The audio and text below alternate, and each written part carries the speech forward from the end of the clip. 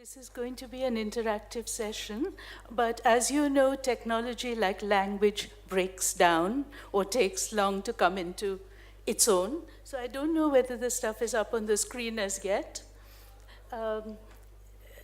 but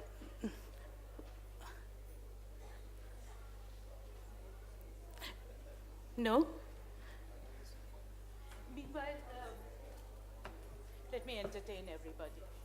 So, of archetypes, such as this one, which is a child's puppet, and also, can you hear me?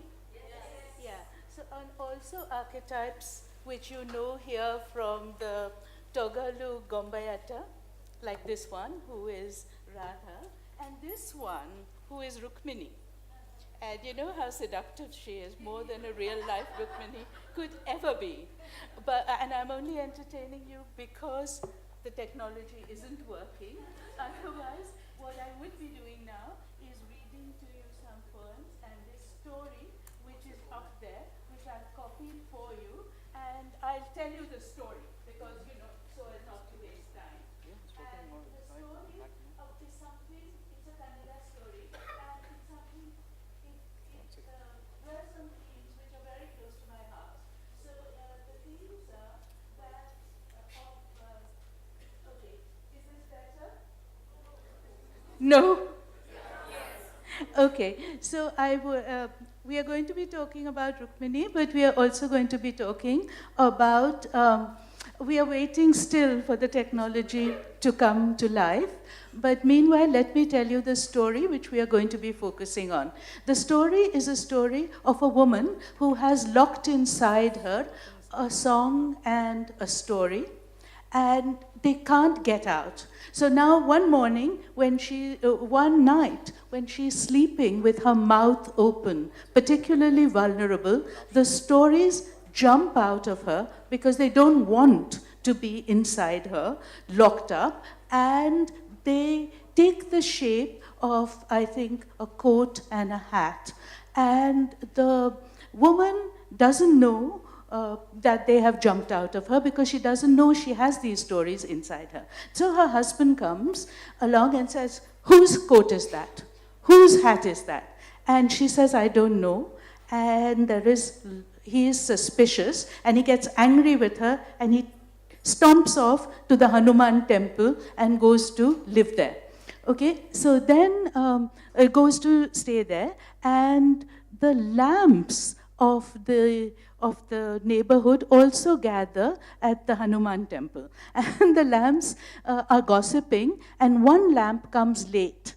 And they said, "Why have you come late?"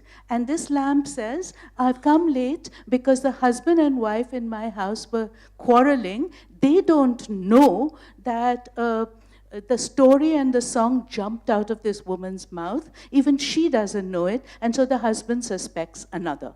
Now the husband is there because he's fought with the wife. So he hears this explanation, and he goes back to his wife very satisfied. She has not been unfaithful. But by this time, she has forgotten that she had the song and the story inside her, and she says, "What song? What story?" Now, in this case, you have all the themes we think about: pairing of story and song, emotion, passion, guilt, the lamps talking and gossiping among themselves. We have all the elements of human interaction, which I'm going to be talking about now. Well, apparently not. So maybe we can, if I can just maybe read instead of, the first thing, I'm going to just prepare you for what, because we don't have the technology, right? So I'm sorry about this, but I just wanted to say two things. One is that I think I am myself not a believer. I don't much believe in anything, certainly not God. And so however, I think of poetry as a form of secular prayer.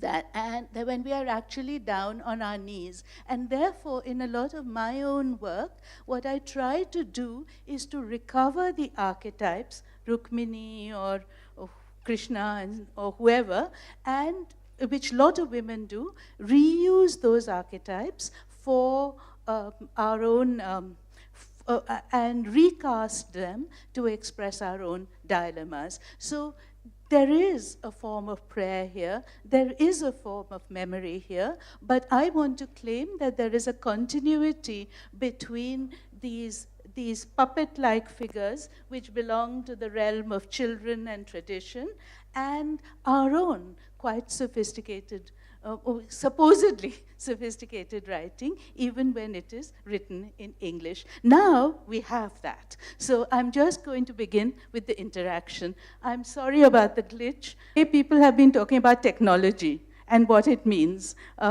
whether it's had malefic influences or marvelous influences, and now it's not working? Okay. Can I use this? Yes, what do I have to do? Okay, forward. Is this better? Can you see something? Can you see some poems up there? Right. So 2 are written by a computer, 2 are written by real Japanese poets in translation. I want you to guess. I want to show you how underconfident we should be when assessing poetry and interpreting poetry. Can you guess? Which is written by a computer? I assure you 2 are. 1 and 4, that's 50% right, and that's about the average. Actually, 2 and 3 are written by a computer, okay? So it's very interesting that we shouldn't be so confident about what we know, and we have several tests of this sort. I'm giving these to you to show how difficult it is sometimes to come to the spirit of poetry. So now, test number 2, interactive. This is the interactive part. Which one would you use? If this is an audience of poetry lovers and poetry people, which one would you choose for right-hand side, left-hand side to use in a poem? Left? You wouldn't use any. That is a stubborn answer, but you know, this is a forced choice answer. You wouldn't use any of them. Okay. All right. So, you know, even on this, people don't have strong intuitions, but those who are poetically inclined say that the left-hand side is better. If I tell you, I've chosen words of which people don't know the meanings, mostly. So you have to go by the sound. You have to go by some intuitive sense. Many people choose the left-hand side, and if I tell you the meaning of ocellus, you know on the tongue of the Moor, you have these little eyes. Those are called ocellus, same from ocular. So, you know, we don't have very good instincts when it comes to literature. I have already told you my Kannada folk tales, and the comment which Ramanujan makes is this is a story about about why stories should be told. They are told because they cry out to be told. If they are not told, they create revenge scenarios, and we go back to the archetypes. Now, I write books, and nobody reads them, but that's another story. But I want to claim a continuity between my books and these artifacts which I have shown you in terms of secular prayer. So the session says I will talk about all these various relationships, and I want to basically concentrate on 2 clusters. If we look at this triangle, poetry, fiction, criticism, I try to write in all forms, and what I find is that there's a cluster: song, story, poetry, fiction, emotion, expression. These relate to rasa, and I'll tell you why I'm saying that. You think of your reactions when you listen to a good story or a poem. If I put something on your wrist, you will find that your pulse rate is going up, your palms are sweating, You have all the reactions that you might have if you're actually climbing a cliff or loving somebody. But you know it's false. It's entirely make-believe. And yet you have emotional reactions which are like real, for real. So in my work, I ask the question, why? These are not good ways of conveying information. Why do people do this? Why are they so fascinated by strong songs and stories? And I want to offer you a very simple answer before going on to the second part, where I will read my poems for you. My answer is this, that early on in evolution, which I study, what we found was that these were relatively cheap means of teaching you things by actually giving you the stimulus which you get in real situations. So they're like flight simulators. You can learn on a flight simulator to fly to a great extent. You learn all the survival techniques. And therefore, these forms which combine emotion with story and curiosity and reason, bhava, these come together in these basic forms which are cultural universals, storytelling and poetry, and they are actually very good means of teaching us survival techniques, combining emotion and whatever it is, bhava, thought. And now I want to claim this continuity between the covered, which is one example of material culture, and sort of other modern forms of poetry. I'm going to read two poems from Yellow Hibiscus, and then, so this is a short poem. Between us, a region of touch and silence, lovers clinch. It takes loneliness to be so intimate with a machine. Oh, laugh, laugh, and recall your first shyster smile. Before you touched perfection, saw your scribble transformed, emerald on liquid crystal. Early fumbling, then the world pitched out. That is the gist of love. But one or the other always tires. I saw it coming for months. Awkward glitches. You did not turn on so easy. Went blank from time to time. A fading light. I should have known I would lose much. They diagnosed a loss of memory. You'd caught a virus, or maybe it was the climate. For ages, my words had wavered in you, then gone muddled. But now you're back cleansed. It's worse. Like being with a new man. The same routines without passion. Control, Alt, Del. It's just no good. Okay, now I'm going to read a poem I've never read before, but I thought that just as these puppets are made by people who deal in leather. They are tanners. You know that there has been a big controversy around the cow and the tanning of the cow. I'm going to read one poem called Gomata. It's slightly long, and when I wrote it, it was a feminist poem, but now the context has altered, and I really want to say that I don't know how to interpret this poem anymore, so I would like your help. I'll read it fast because it's long. O cow against the yellow calendula. Calendula is a type of medicinal yellow flower which cows like to eat.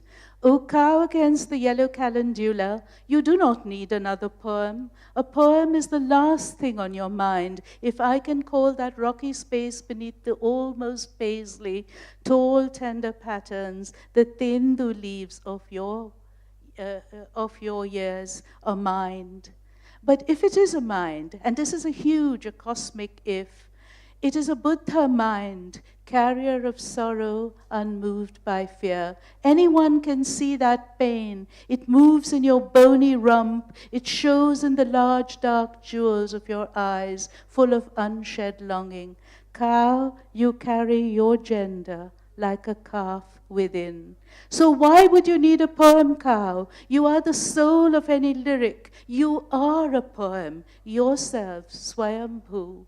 Like poetry, you remake yourself, broken and bloodied, and then milk fresh in every carving. A lethal dose of pain and fearlessness.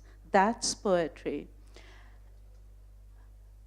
And it was with you in the Gita, and when you ambled with Yajnavalkya all through the Brihadaranyaka, making legends, and it is with you now. Just watch you walk through the death's head traffic, hunks and roars and blazes on all 10,000 sides, teetering on your small black patent high-heeled pumps, old-fashioned, dainty, calm as a grandmother among frisky kids, great matriarch in the huddled mists of winter, skittish young thing in summer, wriggling your frilly dewlap, always the complete woman, following the herd, being driven by a man.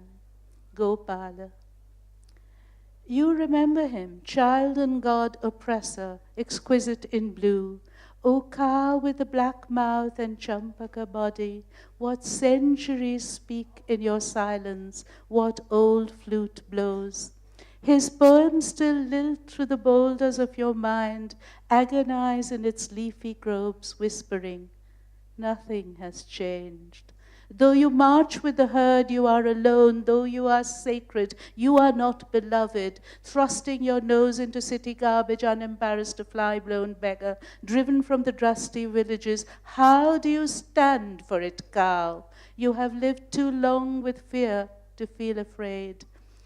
Survived Gopala at his antic idols. Nothing disturbs you, nothing destroys your peace, your hulking gaze, your Buddha somnolence, a bulwark against action. But I ask you why, impassive cow? Is this reward enough? Is this what it means to be a poem? Is this why you grieve, revengeful queen? Why you breed, and why you just will not die? O cow in the golden Godhulialo, among the hayricks, among your knobly calves jingling home contented, those horns you wear, what for, cow? Ornaments? Moons on your forehead? Just one other poetic embellishment? Certainly, I cannot imagine you using them in self-defense. But would you not use them in a war, a holy war? Would you not use those horns in battle, those rocky head, that rocky head, those switchy appendages and sinewy feet, O cow against the yellow calendula, so immobile, so still, so bloody beautiful, you could win anything you wished. Everything. You may insist you are a mother cow, that you would prefer gentler tactics, but it has come to this, a fight, a mettlesome tossing of heads, a charge, and now what? It is not only bulls that charge. That is a myth, an absolute myth. It is the story Gopal got away with.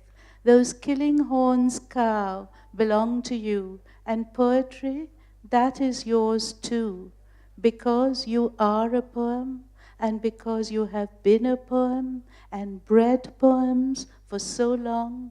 A poem is always a charge. Gopala's Dharmashetra, flashing battleground, place of terrible victories. If you are charged with poetry, cow, now cow there is you and me. If you flaunt on your head its perfect crescent, if you are in charge, there is no going back, O cow against the yellow calendula. Thank you. I think I may be up for time. I'm not sure. 5 minutes. Okay, so I just want to tell you about a couple of books and maybe read one one last poem. The book I want to tell you about is Mad Girl's Love Song, which is about literary obsession. And you know what struck me? Some people here we always discuss English, writing in English, the English language, how terrible it is, how wonderful it is, etc. Now, one of the things which struck me is that English teachers, the English teachers who taught me, and myself as an English teacher, we talk about the 18th century and all these people in some distant place which we have never seen, wearing gowns and so on and so forth. And I said, my God, this is like a kind of cultural schizophrenia. We fall in love with this kind of civilization which is far away, and we behave as if we inhabit it. And that was interesting to me because I, in this novel, created a girl who loves English literature, but she is herself schizophrenic. Her mother has killed herself. She wants to discover why. And she thinks there's a secrets lie in these English literature books, poems by D.H. Lawrence and Sylvia Plath and all that. She's completely crazy, but I think this crazy character, in a way, reflects our own schizophrenia. And I do believe that one very important way in which to recover the archetypes is to keep on this dialogue between English, which is such a strange language, and estranging language because it's an elite language, not because it isn't our own, and all the other languages which have democratized and domesticated English. So that was the novel I wanted to tell you about.